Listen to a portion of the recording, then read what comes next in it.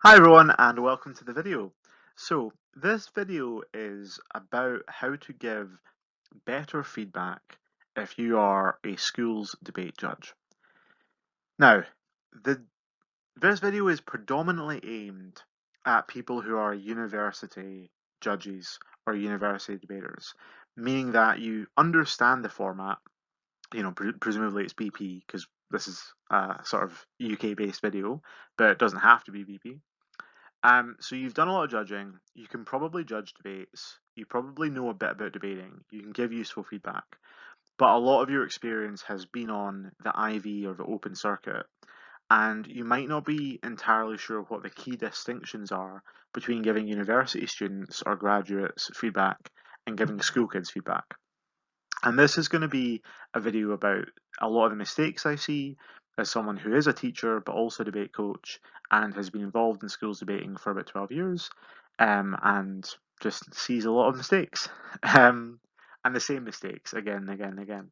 I do want to make it really, really clear though that this is not a go at schools judges. Um, Schools judges do a remarkably selfless thing in giving up an inordinate amount of time, particularly on the weekend, to allow for some wonderful educational events to happen. And most of the time, they're doing that unpaid. And I really appreciate that as a teacher and as someone who's been involved in schools debating for a long time. I also want to say that I have made all of these mistakes, and I probably made them way worse than your average schools judge, and for way longer. So this is definitely not a go at anyone. This is just if you're interested in becoming a better and better schools judge, here are some things I would focus on. So, feedback length and feedback depth. Firstly, with feedback length, because adjudication is typically a monologue, I really think that 15-minute adjudication to children is a terrible idea. You should never really be monologuing for 15 minutes at kids, because I promise you they are not listening. Again, might be true for advanced debaters who are really into this stuff, definitely not true for most kids. Just in school, I mean, good teachers do not monologue for 15 minutes at their kids. They have interactive classrooms. They break up the sort of lecture aspects of our lessons with activities and back and forths and stuff like that. There's a reason we do lectures at university but not in high school, because we know that kids don't respond well to lectures. And a 15-minute monologue is a lecture. So really, I think oral adjudication after a debate in most schools' rooms should be about 5 to 7 minutes, and that's it. In terms of depth, this is another big problem. I've genuinely sat in rooms where I've watched really good university judges and university debaters give like a 15-minute blistering analysis of why the call was given in the way it was, talking about like comparative asserted metrics and how non-explicit weighing meant they had to decide like the relative intuitiveness of assertions. And I've just been sitting there like, 5 of those kids spoke for less than 2.5 minutes. 2 of them spoke for the full 5. What the hell are you doing? None of these kids are listening to you, and nothing you're saying is useful. And it's not that what they're saying is incorrect, and indeed what they're saying is fantastic feedback for a +2 room in round 3 of LSE, or a +3 room at Euros, but it's not useful to kids who didn't make a single relative argument in their entire speech. So, we don't want call justification. We don't want super complex feedback. What do we want? We want you to read the room and then assuming the kids are relative novices, which most of them are, give them some encouragement. We'll talk about why that's super important in the next slide. And then when you want to give them some stuff to work on, try to pick just 1 or 2 things that everyone in the room could benefit from improving, explain to them what that thing is, and then give them a way to improve at it. This is really key, right? Because a lot of kids don't have coaches or teachers who know a lot about debating. So if you say to them, weigh up things more, the kids are like, how? What does that mean? I don't understand. Or, analyze things more. Like, I'm not already trying that. I mean, I don't know how to. So the best way to give really useful feedback as a schools debate judge is to identify a big thing that everyone in the debate needed to work on. Let's say it's analysis, and then tell them how to do that. It would look something like, okay, guys, so you did X and Y really well, good job on that. However, everybody needed to analyze the arguments more. Now, what do we mean by analyze? What we mean is taking assertions or headline points and turning them to arguments through elaboration and elongation of your explanations. Now, a lot of people find this really tricky, and I did as well. Here's two things that really helped me get better at analysis. And then give them some stuff to work on, the why game or chains or whatever. That is really useful. If you give kids just one thing to work on, or one way to work on a thing that they need to get better at, there's a not bad chance they'll take that on board for next round. At least some of them will.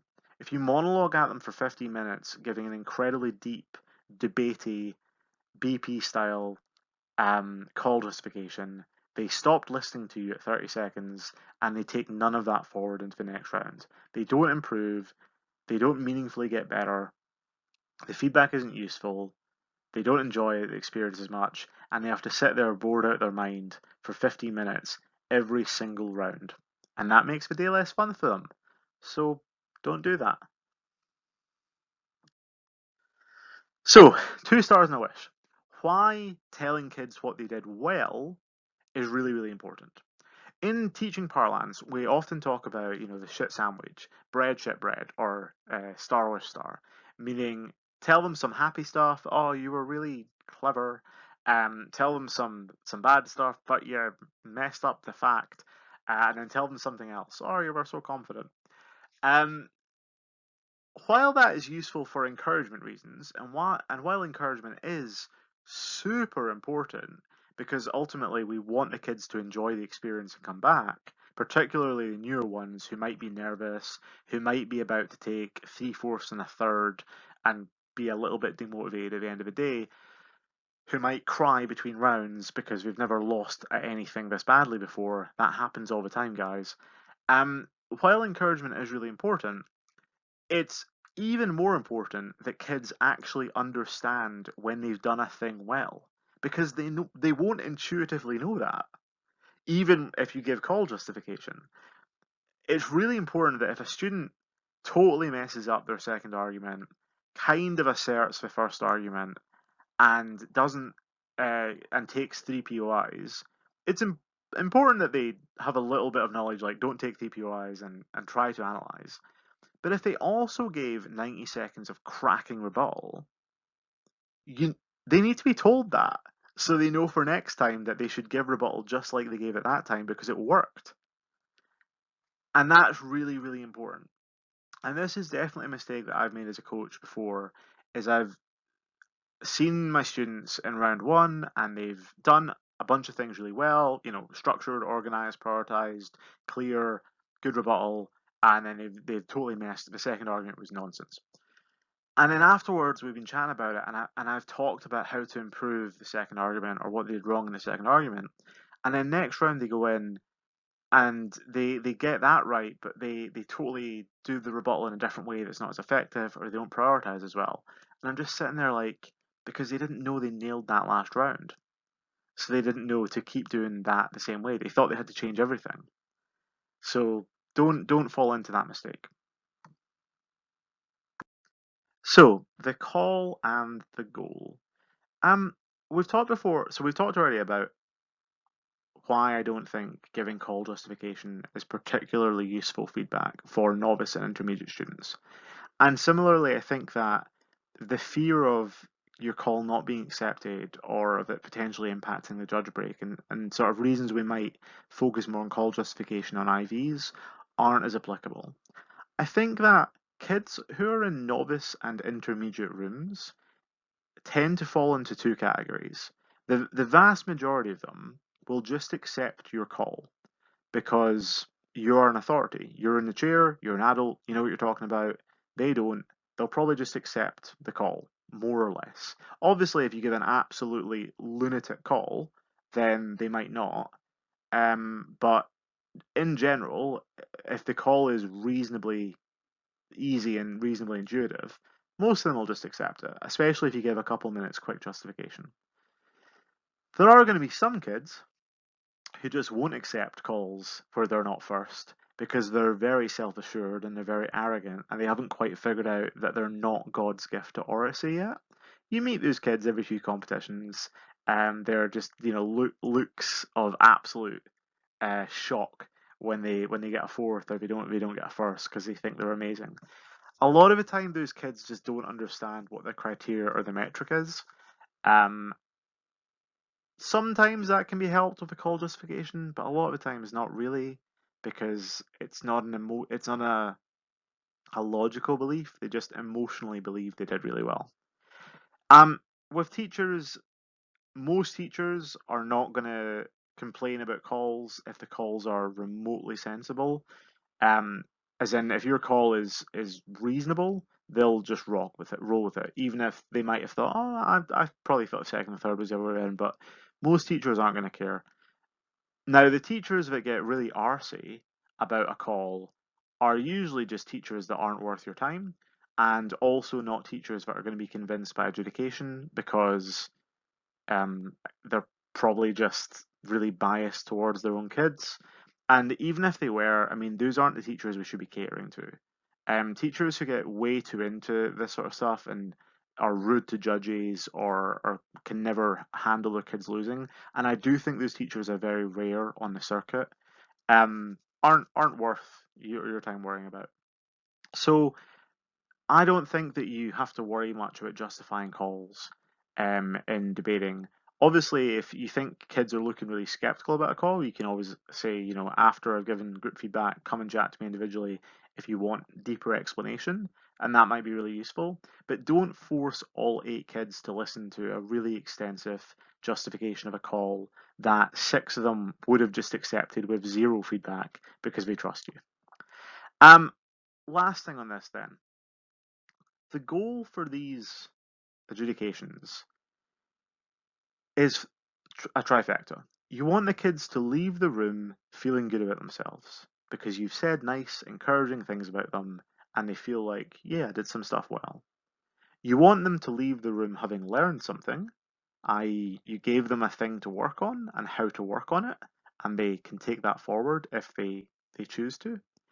And you want the kids to leave the room ready for the next round. And the big part of that is not taking too long in feedback so that they have some downtime between rounds. So they can, gossip with their friends and go over the debate with their teacher and relax and just get some breathing space between the 2 rounds. A few years ago, I was having a sort of like debate therapy session with some of my advanced students after a particularly tough run of competitions. And one of them gave a really, really interesting analysis as to how one of the problems of debating is sort of the emotional helter-skelter of the adrenaline of a round happening, and then just you're only just starting to calm down after feedback, and then suddenly it happens again, and it's just exhausting. So I think it's really nice when kids get a little bit of time between rounds where they weren't bored out of their skull for 15 minutes and being sent to sleep by a really dull adjudication. But the debate happened, they had a chat to some kids, came in, got some quick and easy feedback, went off, kind of happy, and had some time to chill out. That's really what you want to happen from these oral adjudications. And that means getting the oral adjudication done quickly and as least boringly as you can. So, that's my 15 minutes almost up. Thanks so much for watching. I hope that it was vaguely useful. I hope some things here are applicable to you.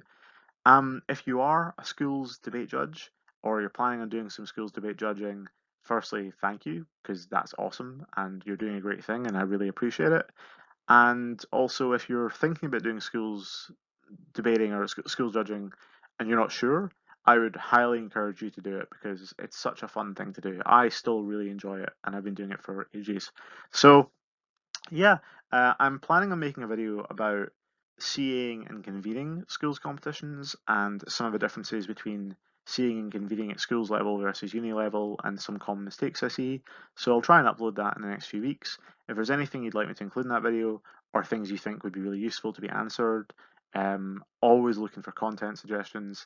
Similarly, if there's anything in this video that wasn't clear or you think was wrong or something that you have a question about that wasn't covered, please feel free to comment below and I'll do my best to answer it. Thanks so much for watching and I'll see you all later. Bye now.